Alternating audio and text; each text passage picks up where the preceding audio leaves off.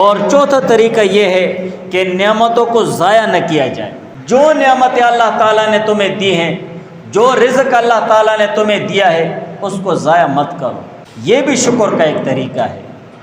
ہماری زندگی میں ایسی کتنی نعمتیں ہیں جو اللہ تعالیٰ نے ہمیں عطا فرمائی ہے، لیکن ہم ان کو ضائع کر رہے ہیں۔ کھانے پینے کو دیکھو، ہماری اوڑھنے والی چیزیں دیکھو، کتنی ضائع ہو جاتی ہیں۔ یہ اللہ تعالیٰ کی نعمت کی ناشکری ہے۔ تو جو نعمت اللہ تعالیٰ نے آپ کو دی ہے اس کو ضائع ہونے سے بچاؤ۔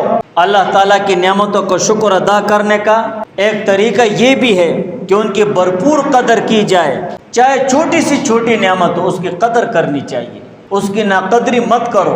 اور اسی کے متعلق کہ نعمت کی قدردانی سے متعلق ایک اہم اصول حضرت مولانا اشرف علی تھانی صاحب رحمہ اللہ تعالیٰ نے بیان فرمایا ہے۔ ڈاکٹر عبدالحی عارفی رحمہ اللہ تعالیٰ سے انہوں نے تھانی صاحب رحمہ اللہ تعالیٰ کا ایک واقعہ سنایا کہ ایک مرتبہ تھانی صاحب رحمہ اللہ تعالیٰ بیمار ہو گئے، سخت بیمار ہو گئے۔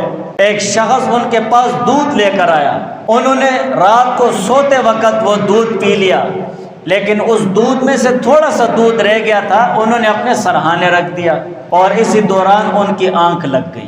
جب صبح آنکھ کھلی تو پاس میں ایک صاحب کھڑا تھا، ایک شخص کھڑا تھا، اور اس سے وہ کہنے لگا کہ وہ دودھ کہاں ہے؟ انہوں نے کہا حضرت وہ دودھ تو میں نے پھینک دیا ہے، وہ تو ایک گھونٹ ہی تھا۔ تو حضرت مولانا اشرف علی تھانی صاحب رحمہ اللہ تعالیٰ بہت سخت ناراض ہو گئے اور پھر ان سے فرمایا کہ تم نے اللہ تعالیٰ کی نعمت کو پھینک دیا ہے، تم نے بہت زیادہ غلط کیا۔ اگر میں اس دودھ کو نہیں پی سکا تو تم خود پی لیتے، اگر تم نہیں پی سکتے تھے تو پھر بلی کو پلا دیتے یا کسی اور جانور یا پرندے کو پلا دیتے، اللہ تعالیٰ کے کسی مخلوق کے کام تو آ جاتا، لیکن تو نے اس کو ضائع کر دیا ہے اور اس کو پھینک دیا، تو یہ بہت غلط کیا۔ اور اس کے بعد ایک اصول بیان فرمایا، ایک بنیادی بات بیان فرمائی، اور وہ یہ تھی کہ جن چیزوں کی زیادہ مقدار سے انسان عام زندگی میں فائدہ اٹھاتا ہے، انسان اپنی زندگی میں جن چیزوں سے زیادہ مقدار میں فائدہ اٹھاتا ہے، ان کی تھوڑی سی مقدار کی قدر اور تعظیم اس کے ذمہ واجب ہے۔ مثلا کھانا ہے، کھانے سے انسان زیادہ مقدار میں فائدہ اٹھاتا ہے، کھانے کو کھاتا بھی ہے، اس سے بھوک بھی مٹاتا ہے، اس سے پیاس بھی مٹاتا ہے، اس سے بدن کو طاقت بھی دیتا ہے۔ یہی کھانا ہوتا ہے، ہم چرند پرند کو کھلاتے ہیں، جانوروں کو کھلاتے ہیں، یہی کھانا ہے نا۔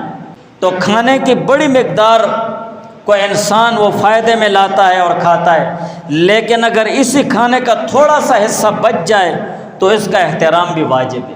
ایسے نہیں تھوڑا سا بچ گیا تو یوں پھینک دیا ہے، یہ تو بہت زیادہ شرم اور حیا کی بات ہے کہ جس کھانے سے تم فائدہ لے رہے ہو، جس کھانے کو کھا کر تمہارے بدن میں طاقت آتی ہے، اس سے نماز روزہ ادا کرتے ہو، اس سے تم پیسہ کماتے ہو، مال کماتے ہو، دوسرے کام کرتے ہو، وہی کھانا ہم جانوروں کو کھلاتے ہیں، چرند پرند کو کھلاتے ہیں، اور جب وہ تھوڑا سا کھانا بچ جائے تو ہم اس کو ضائع کر دیں یا اس کو پھینک دیں؟ نہیں، اگر یہ تھوڑا سا کھانا بچ جائے تو اس کا احترام اور اس کی قدر کرنا بھی واجب ہے، اس کو ضائع کرنا جائز نہیں ہے۔ اور یہ اصل بھی در حقیقت اس حدیث سے ماخوذ ہے کہ حدیث میں ہے کہ اللہ تعالیٰ کے رزق کی ناقدری مت کرو، جا بجا احادیث میں آئے۔